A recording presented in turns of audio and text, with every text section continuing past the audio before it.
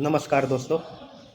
अभी इजराइल में जिस तरह से बमबारी और जिस तरह से तोड़-फोड़ कर रहा है ईरान, और इराक के अमेरिकी बेसों पर जिस तरह से हमला कर रहा है, एक तरह से लग रहा है कि वो विक्ट्री डिनायल मोड पे जाके भी पूरी तरह से अमेरिका को फोड़ रहा है। अमेरिका की जैसी की तैसी कर रहा है। अमेरिका का पूरा हौवा ख़त्म हो गया। जो एक अभी कुछ दिन पहले ही जो ग्रीनलैंड है उसको कब्जाने को लेकर जिस तरह से उसका पूरा दबदबा बना रहा था यूरोपियन कंट्री पर और नाटो देशों पर भी, नाटो देशों ने भी उसका साथ छोड़ दिया। इस बार अब अकेला पड़ गया है। अब वो धीरे धीरे परसेप्शन भी हार रहा है और युद्ध भी जीत नहीं पा रहा है।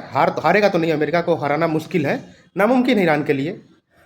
चीन उन होता तो कोई बात भी थी, लेकिन ईरान के लिए तो हराना मुश्किल ही है, नामुमकिन है। लेकिन फिर भी ईरान धीरे धीरे परसेप्शन में हरा रहा है। वीडियो बनाता है, एआई वीडियो बनाता है। अब धीरे धीरे जैसे जैसे अमेरिका का प्रभाव खत्म होगा, चीन का प्रभाव बढ़ेगा। अब चीन का प्रभाव अगर बढ़ेगा तो हमारे लिए दिक्कत है।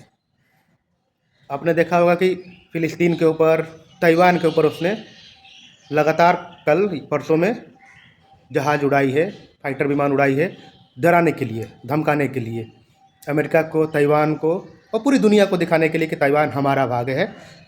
जापान के ऊपर से, कोरिया के ऊपर से, उत्तर कोरिया, दक्षिण कोरिया के ऊपर से और जापान के ऊपर से लगातार मिसाइल मार रहा है, टेस्ट कर रहा है। मार नहीं रहा है, मतलब टेस्ट कर रहा है।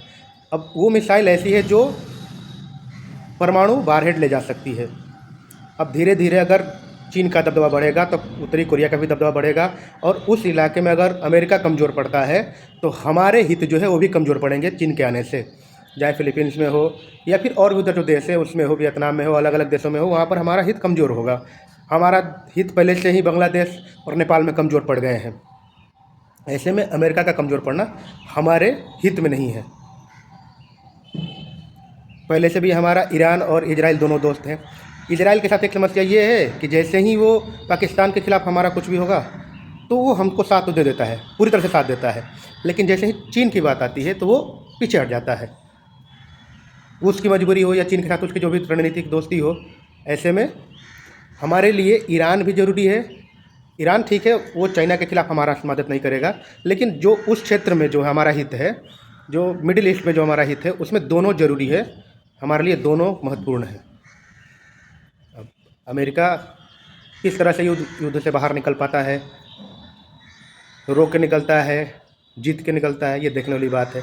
जितना तो मुश्किल है, और लंबा युद्ध चला तो फिर हमारे लिए भी और पूरी दुनिया के लिए भी दिक्कत है, क्योंकि $100 प्रति बैरल से तो ऊपर चला गया है ये तेल है। एक समय 115 भी चला गया था। लेकिन अगर ये और युद्ध आगे गया तो ये और ज़्यादा महंगा होगा। भारत जैसे देशों में और भी देशों में जहाँ से बाहर से गैस और तेल आते हैं, उनके लिए, ये उनके जनता के लिए बहुत दिक्कत होगी। ईरान ने भारत की जनता को देखते हुए 2 तो छोड़ ही दिए हैं, लेकिन ये कब तक होगा ये पता नहीं हमें। ऐसे में हमें लंबी तैयारी, भारत सरकार को लंबी तैयारी करनी है। भारत सरकार दोनों तरफ से बैलेंस बना के भी चल रही है। हमारी विदेश नीति यही रही है कि हम मिडिल ईस्ट में कभी किसी कन्फ्लिक्ट में शामिल नहीं हुए हैं। हम दोनों तरफ से रहे हैं, दोनों तरफ से हमने समझौता कराने की बात की है, कोशिश की है, ना कि हम किसी तरफ से लड़ने गए या किसी तरफ से बोलने गए हैं। यही रणनीति हमारी आज भी है। इसीलिए हमें हमारे टैंकरों को कम से कम 2 तो छोड़ ही दिया गया है। धन्यवाद।